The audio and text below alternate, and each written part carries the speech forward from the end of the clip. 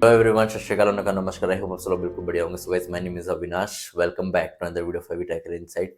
तो guys, basically आज मैं आपसे बात करने वाला हूँ, रशिया में अगर कोई प्लान कर रहा है अभी लॉन्ग टर्म के लिए रहने के लिए, या फिर कोई भी शॉर्ट टर्म के लिए प्लान कर रहा है, तो चीपेस्ट ऑप्शन क्या अवेलेबल हो सकते हैं हमारे पास, जिसमें मैं एक आराम से रशिया में, मेरा खर्चा भी ज़्यादा ना लगे और मैं आराम से रशिया में स्टे भी कर लूँ। सो गाइस, इस बारे में आज काफ़ी डिटेल में बात करने वाले हैं, तो वीडियो स्टार्टिंग से लेकर एंड तक पूरा देख लीजिएगा, ताकि आपको एक प्रॉपर अंडरस्टैंडिंग मिल जाए कि रशिया में मैं कैसे चीपेस्ट वे में स्टे कर सकता हूँ। जैसा मैंने स्टे किया था, बेसिकली मैं मेरा अपना एक्सपीरियंस आपके साथ शेयर भी करने वाला हूँ। सो गाइस, बिना कोई भी टाइम वेस्ट किए वीडियो को स्टार्ट करते हैं। सो गाइस, जैसे बेसिकली जो शॉर्ट टर्म वीज़ास होते हैं, जैसे कि टूरिस्ट हो गया या फिर बिजनेस वीज़ा हो गया, तो टूरिस्ट वीज़ा बेसिकली 28 दिन का होता है। तो उसके लिए जो बेस्ट ऑप्शन है स्टे करने का, वो है हॉस्टल्स। तो अभी के टाइम पे रशिया में सेंक्शन लगा हुआ है, तो आप अभी अगोड़ा हो गया या booking.com हो गया, द हॉस्टल हो गया, तो ऐसी वेबसाइट अभी करंटली वर्किंग नहीं कर रही हैं। जो इस टाइम जो वेबसाइट वर्क कर रही है वो है ostro.ru करके।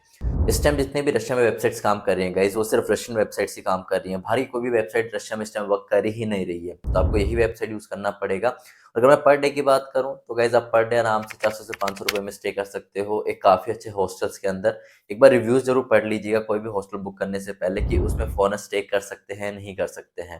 क्योंकि जो मेरा एक्सपीरियंस था गाइस, उसमें क्या हुआ था, जब मैंने मॉस्को सेंट पीटर्सबर्ग ट्रैवल किया था, तो बहुत सारे ऐसे हॉस्टल्स होते हैं जो सिर्फ रशियन सिटीजन्स को अलाउ करते हैं। बाहर कोई भी सिटीजन इन हॉस्टल्स के अंदर नहीं रह सकता है। तो एक बार बिफोर बुकिंग एनी हॉस्टल एक बार चेक कर लीजिएगा रिव्यूज के अंदर, कि वियतनाम हो गया, इंडोनेशिया हो गया, फिर बाहरी कोई भी कंट्री का बंदे ने उस हॉस्टल में स्टे किया है या नहीं किया है। या फिर आप उनके कॉलिंग नंबर्स भी वहाँ पर होते हैं, तो उनको व्हाट्सएप पे एक बार मैसेज डाल दीजिएगा कि क्या सर मैं आपके हॉस्टल्स में स्टे कर सकता हूँ, क्या मैं एक इंडियन सिटीजन हूँ, मेरा इंडियन पासपोर्ट है। क्योंकि कुछ हॉस्टल्स सिर्फ रशियन को ही अलाउ करते हैं। उससे आपको थोड़ा टाइम बच जाएगा, वरना वही रहेगा कि आप वहाँ पे जाओगे, उसका दूसरा हॉस्टल बुक करोगे, थोड़ी भागा-दौड़ी ज़्यादा हो जाएगी। तो जितने भी ट्रैवलर लोग हैं गाइस, वो इस वेबसाइट का यूज़ करके अपना काफ़ी खर्चा बचा सकते हैं।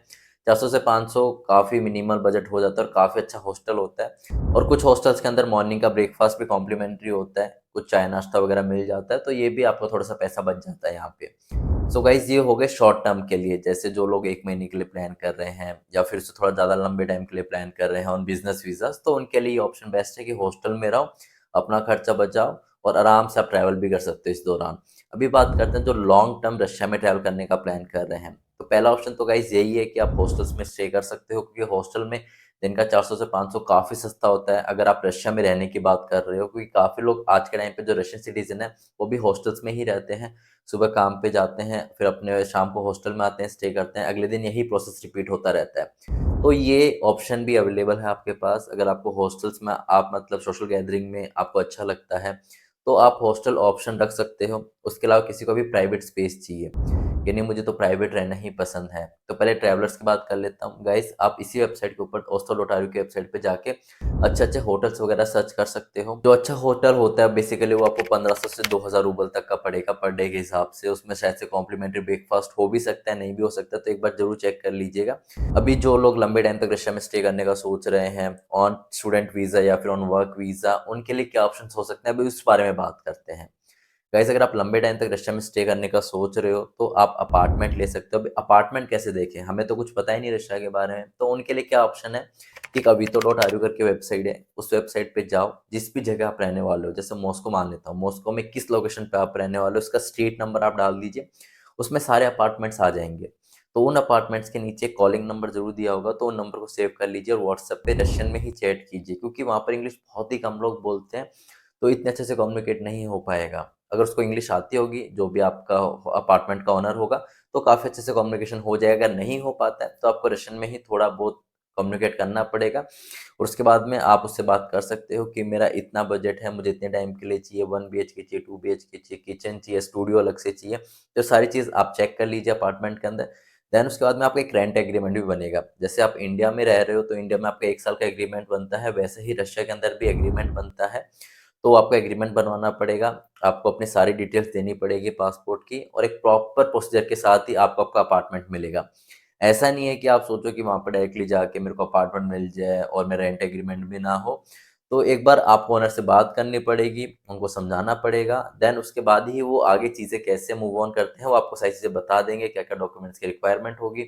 तो गाइज़, ये सारी चीज़ें आप फॉलो करके रशिया में काफ़ी चीप वे में आप रह सकते हो। देखो, हॉस्टल्स काफ़ी अच्छा ऑप्शन है, लेकिन बहुत से लोग हैं जिन्हें सोशल गैदरिंग में अच्छा नहीं लगता है या फिर लोग के साथ मिलजुल के नहीं रह सकते, उन्हें थोड़ा प्राइवेट स्पेस चाहिए होता है। और अगर आप लंबे टाइम तक रह रहे हो तो आई ऑल्सो थिंक लाइक कि प्राइवेट स्पेस ही थोड़ा सा बेटर रहता है। तो आप अपार्टमेंट वगैरह सर्च कर लीजिए, तो गैस आपको काफ़ी अच्छे अपार्टमेंट वगैरह रशिया में मिल जाएंगे।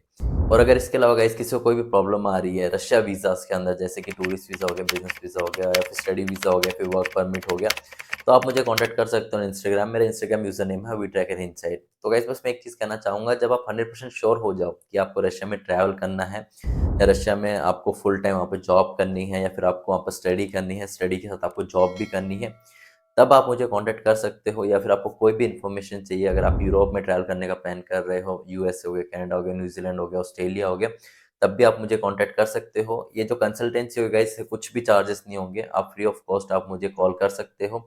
और उसके बाद में अगर मुझे लगा कि आपके लिए, जैसे कि अगर आप यूएस और कनाडा का ऑप्शन या फिर कोई बड़ी कंट्री का ऑप्शन ढूंढ रहे हो, तो पहले आपके डॉक्यूमेंट्स मांगे जाएंगे, आपका एक छोटा सा इंटरव्यू होगा।